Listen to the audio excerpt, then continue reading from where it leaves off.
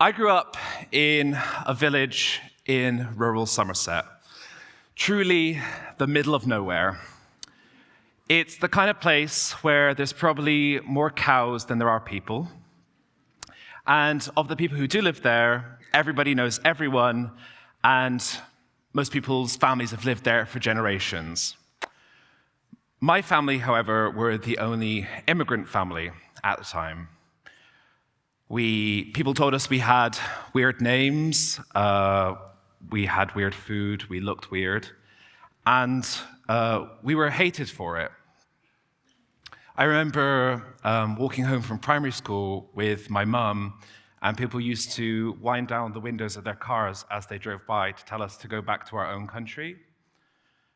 I used to get bullied a lot in school. It was quite a normal occurrence in my childhood to have to file like a hate crime report to the police, and our home was even we were even the victim of an arson attack on our home.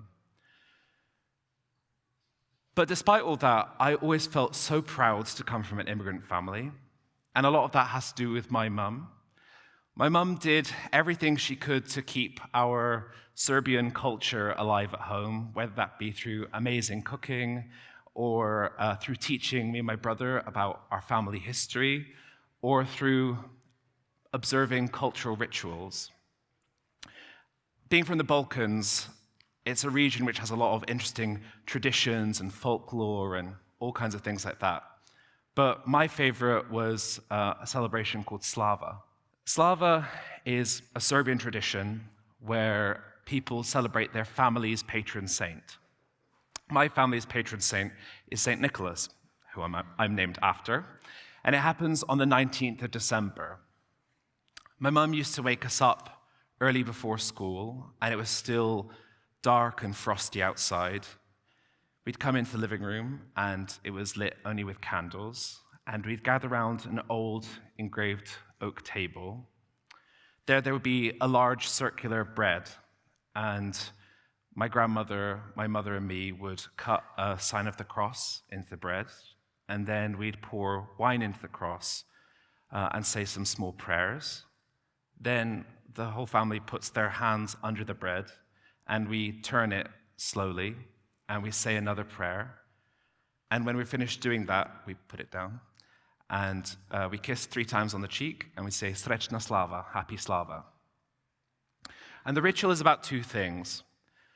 Firstly, it commemorates our family's Orthodox Christian history. But secondly, it's also about the unity of the family. The people in the room, the people who might be far away, the people who came before us, and the people who will come after us. And this ritual was so important to me because it taught me in a way that no one ever could with words alone, that this thing that made us different, this thing that we were hated for, our culture was beautiful. It was sacred, and it deserved celebration. The philosopher Alain de Botton defines ritual as a periodic invitation by a society to come together with people for an event that marks an occasion, often with a deep and significant meaning. I think today when we think of ritual, there's often a lot of negative associations with it. I think people think of it as redundant or irrational, but I actually think it's important. Humans throughout history, our ancestors, used ritual to come together as a collective and process some of the most difficult emotions and situations life has to throw at us. And it binds us together in a way that almost nothing else can. In 2001, Belgrade, the capital of Serbia, the country where my family is from, had its first Pride March. It was a very, very small event, a handful of people, just with badges and placards. And they walked through the streets, and not long after it had begun, the march was attacked by thousands of football hooligans and far-right thugs.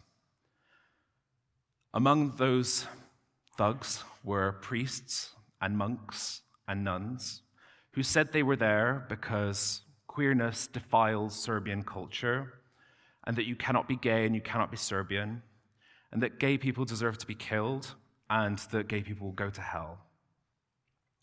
I was 11 years old when I watched that, and coming to the realization myself that I was gay.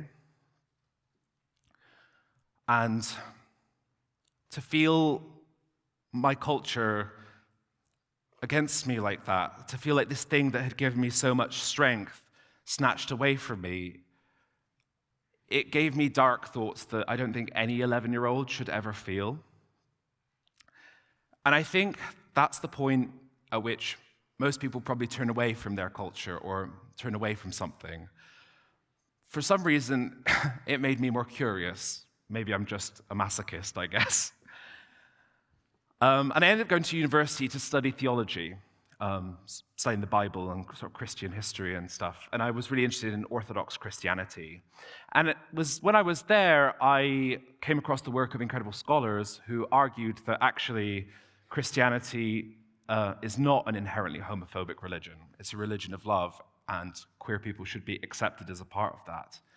I also, because I'm a nerd, became very interested in Serbian history and anthropology, and I learned that actually the whole Balkan region has this really rich queer history.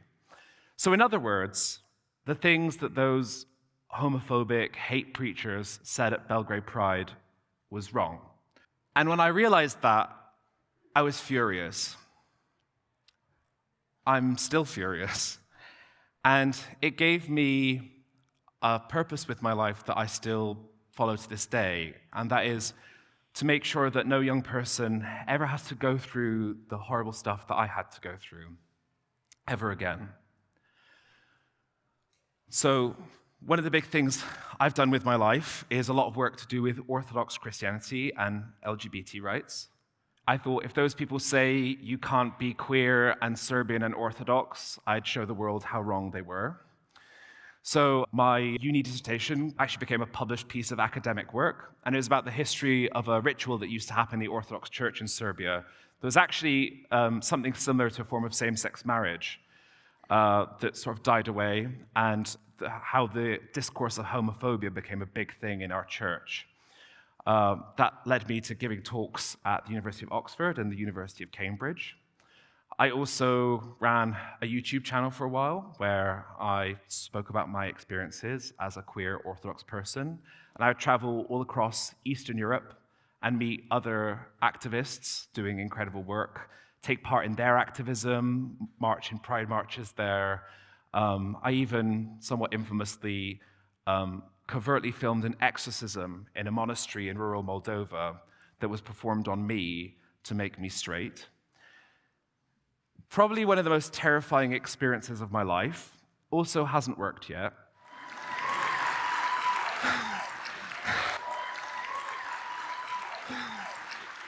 And I also, as you can see here, marched in Belgrade Pride 2019 with this image of the Virgin Mary with a rainbow halo, because I wanted to show that my faith, that religion doesn't belong just to hateful people, that God loves queer people, God loves all people, strangely enough. And doing all that work has been kind of really incredible in some ways. I'm probably one of the most well-known LGBT Orthodox Christians about. And I often get messages from people around the world who, especially young people, who feel touched by my work in some way and decide to reach out to me. But it's also had a lot of negatives. After I did this, I was literally hunted by fascists. I received so many death threats. I still do on a regular basis. I was sued and harassed by the Serbian police, and whenever I go see my family in Serbia now, I always have problems getting through the border and problems with the police. It wasn't until sort of after university that ritual sort of revealed itself to me as a really important part of my activism and my work. After university, I ended up moving back to that village where I grew up with my parents, which is just outside of a small town just outside of Bath called Midsummer Norton. I wasn't too keen on moving back home, to be honest. I'm sure after I've told you my experience that I had some reservations of going back there. You know, the kind of people who didn't like the fact that I was from an immigrant background also weren't super hot on the fact I was gay, so... But I thought this is a perfect opportunity for me to get my revenge. So I started Midsummer Norton Pride.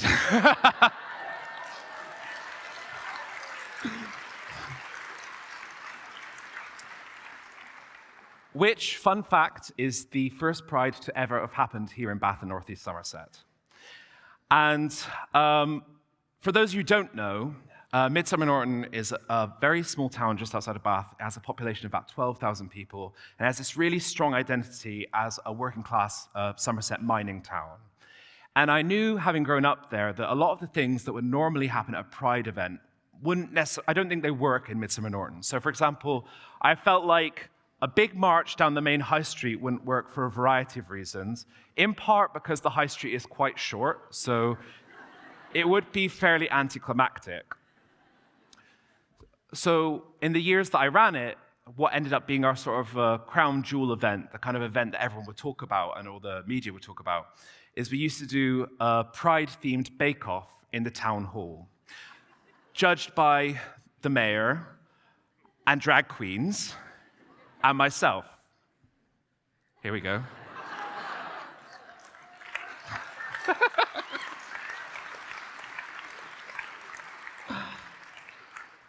And it might sound mad, but every year it was a roaring success.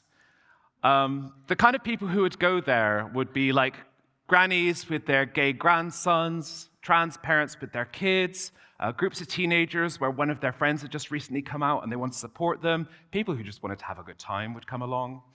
And the kind of conversations it facilitated there were just incredible. They were the kind of conversations I never imagined happening in my hometown. And when I tried to think, like, what is the magical ingredient here, I realized it was ritual. The process of us all taking the time once a year to come together and bake some fabulous rainbow cakes and judge them. In doing that, we could say more about how we wanted Midsummer Norton to be. The fact that whether we were gay or straight or queer or trans, that this was our home, and we were stronger because of the diversity of our hometown. And we did that with a bake-off. I know, it's crazy. So these days, I now live here in the big city in Bath, and I've brought that sense of ritual to my activism here. On top of being an activist, I'm also a drag queen, and my name is Mother, that's my drag name. And I run a night here that's called Wig. And it's this big, fabulous drag cabaret. Our last show was actually on Wednesday. We had it at Comedia. Ginny Lemon was there and some other local drag performers, and it's absolutely incredible. And you should really come sometime if you live nearby. And the highlight for me of every show is we have a little competition at the end of each show called Miss Wig. And anyone can enter. You don't have to be a drag queen or drag king or drag thing. And we invite all the people up onto the stage to make a line, and then we clear a catwalk down the middle of the audience. We play some music, and then people strut their stuff down the catwalk in front of everyone. And at the end of the competition, 3 people are chosen to lip sync for their life, and then the person who wins the lip sync performs at the next show. So it's a really incredible way for local drag performers to get an opportunity to be part of our show. But one thing that I also think is super special about this competition is so many people walk it who aren't necessarily in drag, who just have dressed up. And they just want to show off how fabulous and queer they are and be applauded for it and celebrate that. That's something I feel doesn't often happen for us here in Bath. But in that space, whenever we have Wig, we get to manifest a version of the world as we want to see it through this ritual. My life has been, in many ways, about clashing identities and how to find space in communities when you're rejected by that community, or how to find community when you feel alone. And my guiding star to navigate through all that has been ritual. If I could give you two things to take away from my talk, maybe you hear me and you just sort of take it into your own personal life. And I would really encourage you to make rituals in your own lives. Maybe have a cocktail club once a month with your friends where you come together and celebrate your friendship at one of your favorite cocktail bars, you know? Or maybe you like knitting and you get together with your friends and you do some knitting. Or you take time every Sunday to have a roast with the people you love. Or maybe you're someone who needs a community and feels isolated and marginalized. And my message to you would be, start a ritual and change the world from there. Make a ritual to deal with life, to deal with death, to deal with love, to deal with being marginalized, to do with being queer, to do with being an immigrant, to do with all those things. And do it with cake or sequins, pieces of string, wine, knitting. Do it with drums, do it with penny whistles, do it with whatever you have. But do it with heart, do it with meaning, and do it together. I don't feel like the idea I shared with you is one I've come up with myself. I feel it was one that was passed down to me, and now I pass it down to you. Thank you very much.